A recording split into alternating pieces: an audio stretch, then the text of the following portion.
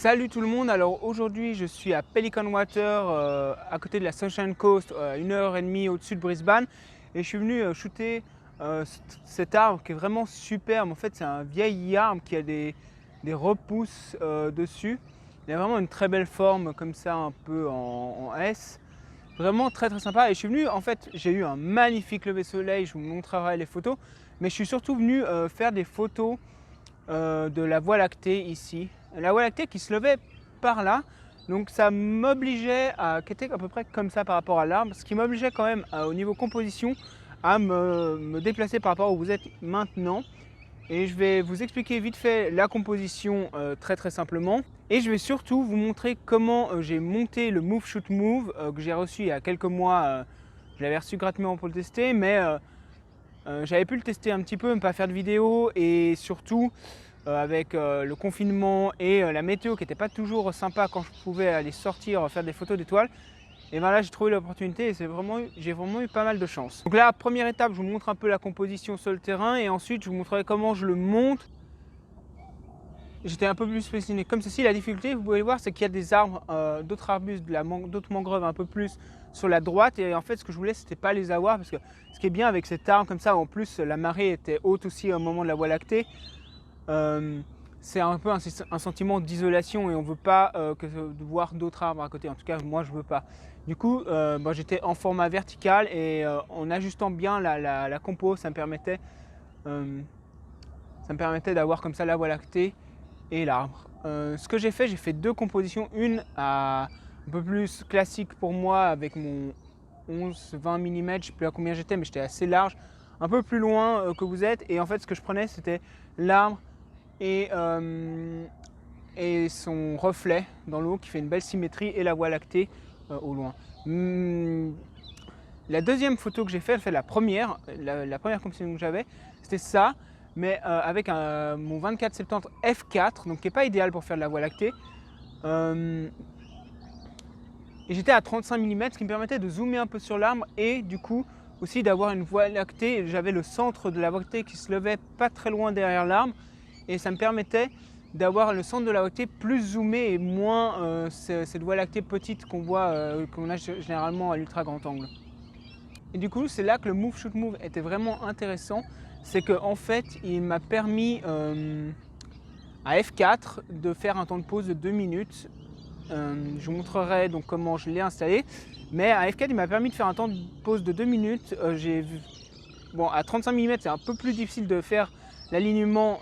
Si vous ne voyez pas ce que c'est l'alignement polaire, vous pouvez aller voir la vidéo sur, j'explique ce que c'est une monture équatoriale, un Star Tracker.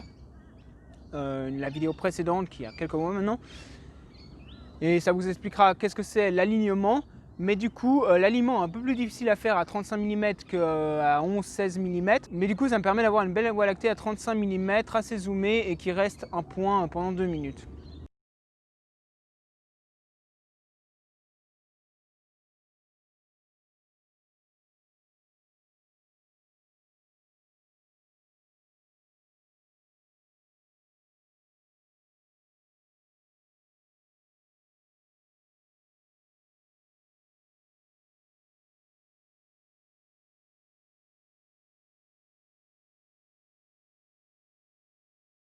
Donc voilà, je vais vous montrer comment installer le Move Shoot Move. La première partie, c'est d'avoir son trépied avec sa tête de trépied. Et j'ai pris le Move Shoot Move comme ça, vous voyez, pas très grand, à peu près la taille d'une main. Et j'y ai mis un plateau d'attache rapide pour ma tête de trépied. Une fois que c'est fait, j'ai juste à l'installer sur mon trépied. Et vous pouvez voir que sur le haut du Move Shoot Move, il y a un pas de vis qui permet, du coup maintenant, ce pas de vis il est donné et il permet de positionner une deuxième tête de trépied, qui elle vient pas avec le Move Shoot Move dans le pack de base. Du coup vous devez acheter une deuxième tête de trépied, j'en ai pris une pas chère pour avoir une deuxième tête de trépied juste pour ça. Voilà ma deuxième tête de trépied installée. Maintenant, ce que je viens faire, c'est installer le laser. Ça ça c'est la monture du laser, donc c'est simple, c'est juste à attacher comme ça, à serrer la petite vis en dessous pour que ça tienne. Ensuite vous prenez votre laser et vous le serrez comme ça. Et voilà, en fait, aussi rapidement que ça, le Motion Move est installé. Maintenant, il ne vous reste plus qu'à faire l'alignement. Donc l'alignement, c'est allumer ce laser là, si ça sert à rien que je l'allume. Et ensuite, c'est de diriger le Motion Move en direction. Ici, le centre polaire était dirigé vers là-bas. Donc le but, c'était de viser comme ça avec le laser ce centre polaire. Alors, comme j'ai expliqué dans la vidéo précédente, dans l'hémisphère nord, c'est vraiment facile. Il vous suffit de viser l'étoile polaire nord. Vous pouvez la localiser avec une application. Et une fois que vous voyez l'étoile polaire, vous n'avez qu'à viser dessus. C'est vraiment facile, c'est assez précis. Ici au sud, on n'a pas d'étoile comme ça au centre polaire de l'hémisphère sud. Du coup, ce qu'il faut faire, c'est utiliser une application. J'utilise l'application Photofill et vous pouvez avoir une virtualité augmentée de la nuit et vous voyez vos centres polaires.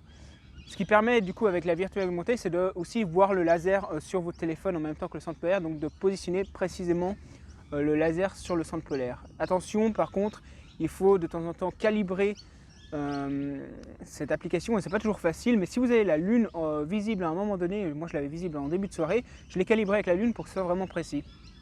Et du coup c'est assez facile, il suffit d'allumer votre laser, moi ça ne marche pas, et ensuite de bouger comme ça votre trépied.